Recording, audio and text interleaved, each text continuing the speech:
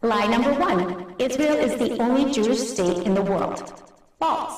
Israel is the second. The Jewish Autonomous Oblast is the first. Founded in 1934, it predates Israel and is located in Russia's Far Eastern Federal District. At 14,000 square miles, it's 75% bigger than Israel. And bordered by China, North Korea, and Russia, relocating there would prevent the endless problems that the world currently faces because of Israeli expansionism. Honestly, it would be better for everyone if they did. Lie number 2.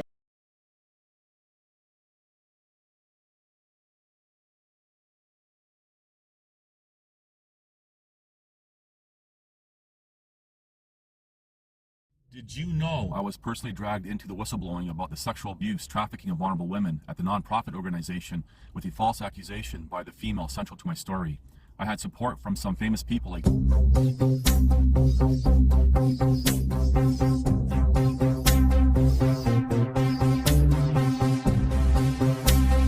One man told me about being beaten by the police and left permanently disabled because of a woman's false allegation. She loves this country. Her and her husband are so incredible. We miss him so dearly.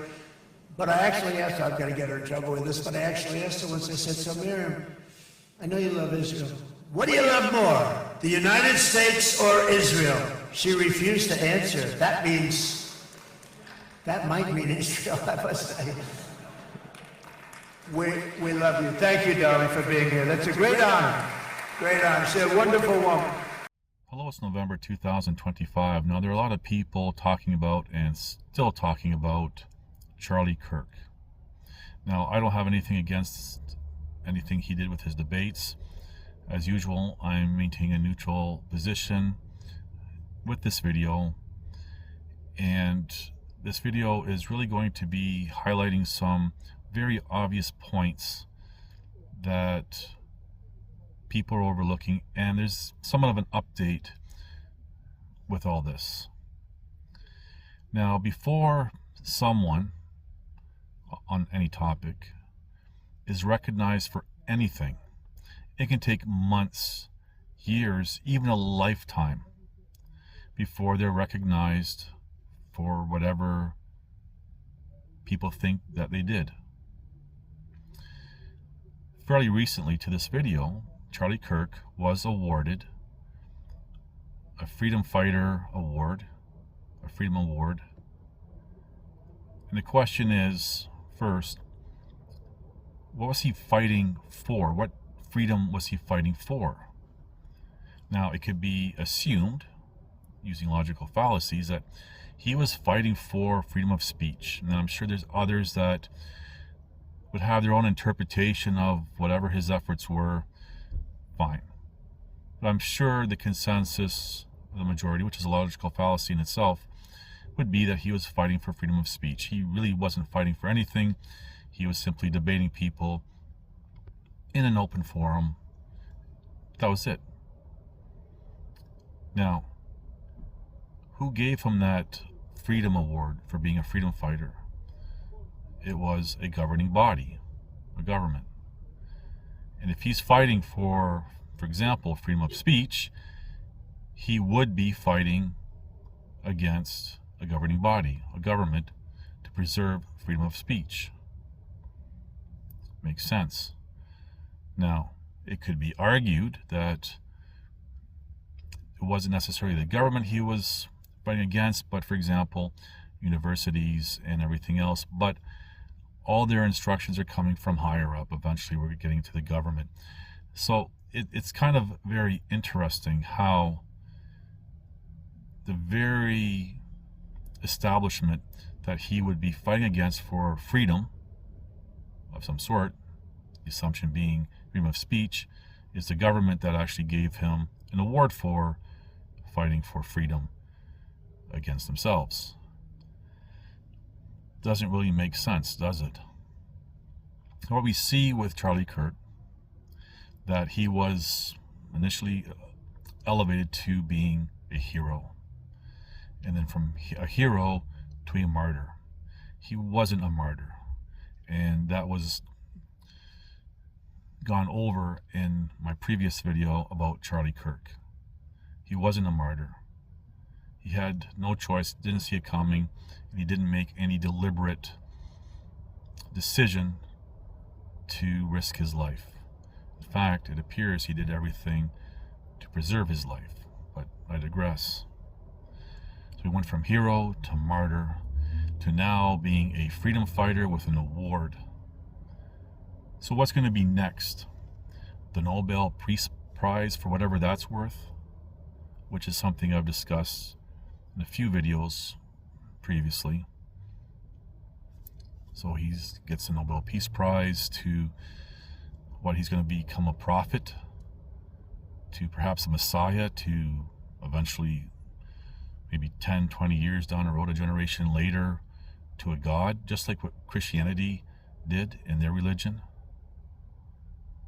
This whole psyop is to show indirectly support for Christianity and get their support to what they think is divine prophecy. And I've addressed these types of things in previous videos as well. So when is it going to stop is my point. Now some people are going to say, well, that's kind of ludicrous to think that, you know, he's eventually someday in the far future, maybe 2,000 years from now, he'll have a godlike status. Maybe 1,000 years from now, he would have been some sort of divine messiah. 500 years from now, he was a prophet. Like it's not a far stretch when you look at the pattern here.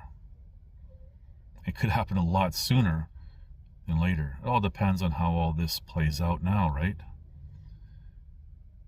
So I just want to highlight some points here, how fast everything is happening. When you consider the timeline, roughly about a month, just over a month, and how everything is just gone insane with Charlie Kirk. All the theatrics with speeches and everything else, which now segues into his wife. I don't know his wife. I've never met her. Never had any kind of communication with her, and I have nothing against her.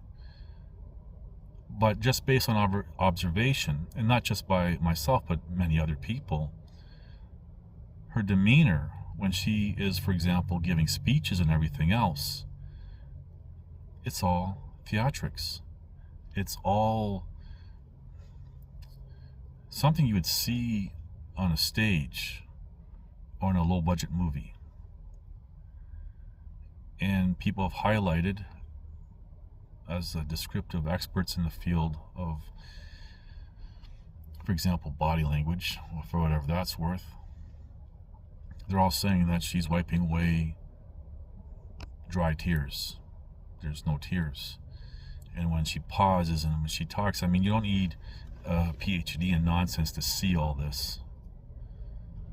And even in some very recent interviews, relative to the timing of this video, there's been some slip-ups with what certain individuals related to Charlie Kirk, not related as family, but related to his life, made some slip-ups, which now have people saying, was there an affair going on?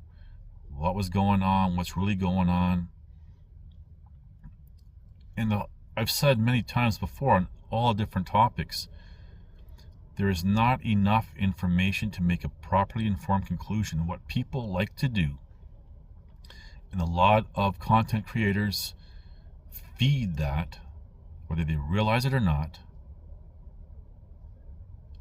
is speculate all day, all night, lose sleep on this perhaps, but when there's not enough information, and we'll never know the whole story or the truth of the story.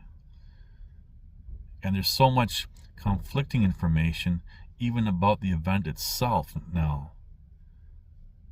And people are coming up with new videos, and people forget that even if something is said, hey, this is coming from a security camera from an office building or whatever, how do we know that's not AI generated? today's world is a problem. Especially when you're looking at something from a distance that's grainy normally. It's nothing for you to replicate that. People have pointed out anomalies with other videos that have already been released. It's not going to end. If it's not this distraction, it's going to be something else, and people are still talking about Epstein and the Epstein files, and there was never a list, but people are still talking about the list as if that's just going to be handed over to the public, because for some strange reason the public thinks that they deserve all these things. They deserve to know the truth. They deserve to... The commoner doesn't deserve anything. The commoner has what they deserve. And look at the world today. It's falling apart. It's crumbling in this late stage, last stage of civilization. But I digress. No, actually I want to expand on this just a little bit more. This comes from individuals, individual commoners, thinking that, for example, they have the right to happiness and safety and all this other stuff. And through this process, they're giving up their freedoms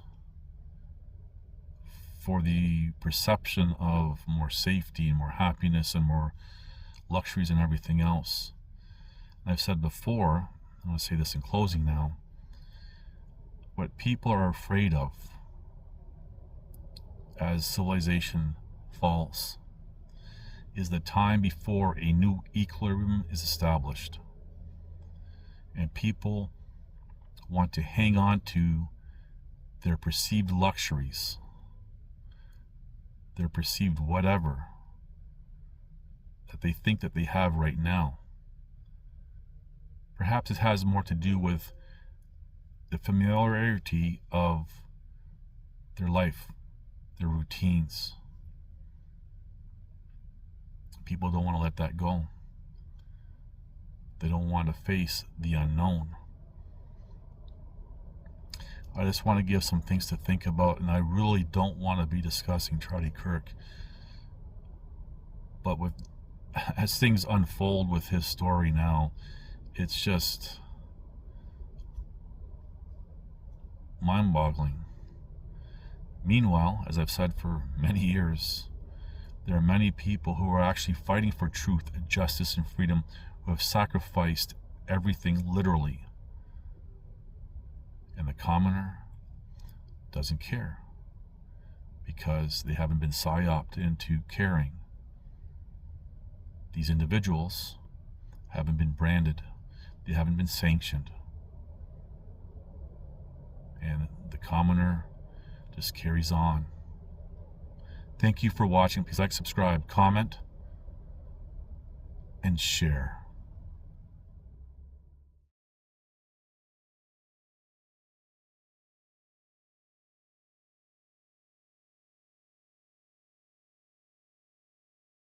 Let me expose this lie that's destroying the West. Here's the truth about modern Christian pacifists. They preach peace from behind walls built by warriors and maintained by police. Every pacifist is a parasite on the violence of better men. They condemn the sword while sleeping under its protection. They call 911 when threatened, summoning men with guns to do the violence on their behalf. They demand military protection, then claim moral superiority over the soldiers who pull the triggers they voted to load. They're not anti-violence. They're anti-getting their hands dirty. They want the benefits of force without the moral weight of wielding it. That's not righteousness. That's delegated violence dressed up as virtue. Every crusader knight knew he'd answer to God for every blow struck and every blow withheld. He carried the moral weight of necessary violence. Modern pacifists, they subcontract their killing and call it Christianity. Just remember, I was one man against many. Fighting a losing battle, but I still fought to the end. That means press on. That means endure. That means God cannot fail, and you're not going to give up. That's not an option for a child of God. This means you are going to be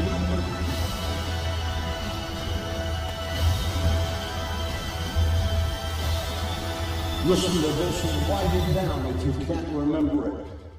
You're never going to outgrow warfare.